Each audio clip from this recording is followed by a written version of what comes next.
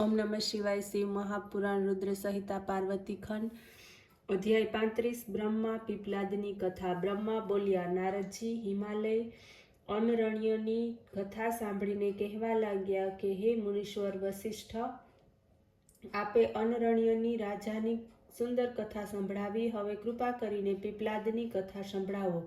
પદ્મા સાથે વિવાહ કરી ઋષિએ ક્યાં નિવાસ કર્યો?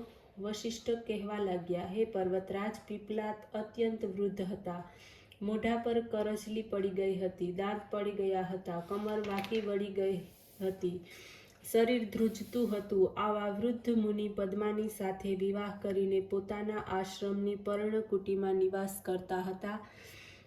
પદ્મા સાક્ષાત લક્ષ્મી હતી। પોતાના વૃદ્ધ પતિને સાક્ષાત વિષ્ણુ સમજીને તે તેની પૂજા કરવા લાગી। એક દિવસ પદ્મસ્વર્ણદા નામની નદી ઉપર સ્નાન કરવા ગઈ। તેની પરીક્ષા લેવાને માટે સ્વયં ધર્મરાજ ત્યાં આવ્યા। તેમણે રાજાના જેવું સુંદર રૂપ ધારણ કર્યું, વસ્ત્ર આભૂષણોથી તે શોભતા હતા। નવયુવક કામદેવના જેવું તેવું દૈદીપ્યમાન રૂપ હતું।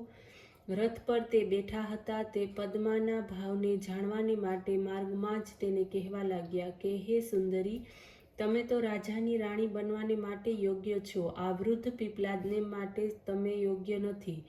આ બુઢ્ઢો ક્યાં સુધી જીવશે? તે મોતના કિનારે બેઠો છે। હે સુંદરી, આ સુંદર રૂપ પૂર્વજન્મના પુણ્યોને પ્રતાપે પ્રાપ્ત થયું છે। આનો ઉપયોગ સુંદર નવયુવકની સાથે જ સુખદાયક છે, નહીંતર તેનો ઉપયોગ નથી। તેથી આ વૃદ્ધ જરઠનો ત્યાગ કરી મારી સાથે ચાલો, હું તમને મારા હૃદયની અધિકારી બનાવીશ। હું અતિ પ્રવીણ છું, તમને સુખ પહોંચાડીશ, મને પોતાનો દાસ બનાવી લો। આ પ્રમાણે કહેતા રાજકુમાર બનેલા ધર્મરાજ રથની નીચે ઉતર્યા અને પદ્માને પકડવા માટે તૈયાર થઈ ગયા। પદ્મા ગુસ્સે થઈ તે કહેવા લાગી, અરે ઓ પાપી રાજા, દૂર જા, મારા શરીરનો સ્પર્શ કરીશ નહીં, નહીંતર તારો તરત જ નાશ થશે। તમે કામદેવથી આંધળા બનેલા મારો પતિવ્રતા ધર્મનો નાશ થાય તેમ કરવા ઈચ્છો છો। મારા પરમ તપસ્વી મહર્ષિ પતિ પીપલાદનો ત્યાગ કરીને હું સ્ત્રી લંપટ મહાકામી દુરાચારી એવા તમારી સાથે કેમ આવું? યાદ રાખ હે મૂર્ખ, જો તું મને ખોટા ભાવથી જોઈશ તો તરત જ નાશ પામીશ।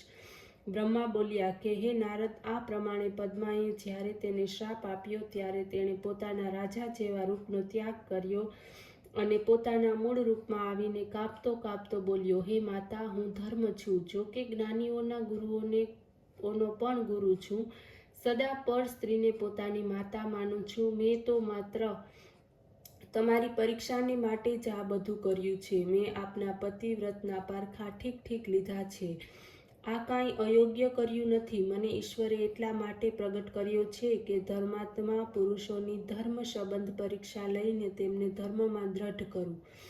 આપે મને શાપ આપ્યો છે તેનું શું થશે? હે નારદ, ધર્મરાજ આટલું કહીને પદ્માના પતિવ્રતા ધર્મથી પ્રસન્ન થઈને ચૂપચાપ ઊભા થઈ ગયા। ત્યારે પદ્મા અનરણ્યની પુત્રી આશ્ચર્યમાં આવીને કહેવા લાગી, હે ધર્મરાજ, તમે તો બધા જ જીવોના કર્મના સાક્ષી છો, મારી પરીક્ષાને માટે આ ઢોંગ શા માટે રચ્યો છે? હું આપને શાપ આપી ચૂકી છું, મારો શાપ અન્યથા નહીં થાય। ભલે આકાશ, દિશાઓ, વાયુઓ વગેરે નષ્ટ થાય, પરંતુ પતિવ્રતા સ્ત્રીનો શાપ ક્યારેય પણ નાશ પામતો નથી। અને તમે પણ શુદ્ધ સનાતન રૂપ છો, વ્યાપક છો, તો જો તમારો નાશ થશે તો પછી સત્ય ક્યાં રહેશે? આ તો મોટો અનર્થ થયો, હવે શું કરવું? ઠીક, ધર્મ તમારે 4 પગ છે, સતયુગમાં તમારા 4 પગ રહેશે અને ત્રેતાયુગમાં 3, દ્વાપરમાં 2 પગ રહેશે અને કલયુગમાં 1 પણ પગ નહીં રહે। પછી સતયુગ આવતા પહેલાની જેમ જ તમારી 4 પગે ગતિ થશે। હે નારદ, પતિવ્રતાના વચનને સાંભળીને ધર્મ પ્રસન્ન થઈને બોલ્યા, હે પતિવ્રતા પદ્મા, તમે ધન્ય છો, તમે પોતાના પતિના ચરણોમાં હંમેશા પ્રેમ કરો છો। તમારા પતિને યુવાની પ્રાપ્ત થશે, તેમની યુવાની સ્થિર રહેશે, માર્કંડેય સમાન તે દીર્ઘાયુ થશે, કુબેરના જેવો ધનવાન થશે, ઇન્દ્રના જેવો વૈભવયુક્ત અને સુંદર સ્વરૂપવાળો ધર્માત્મા રતિશૂર થશે।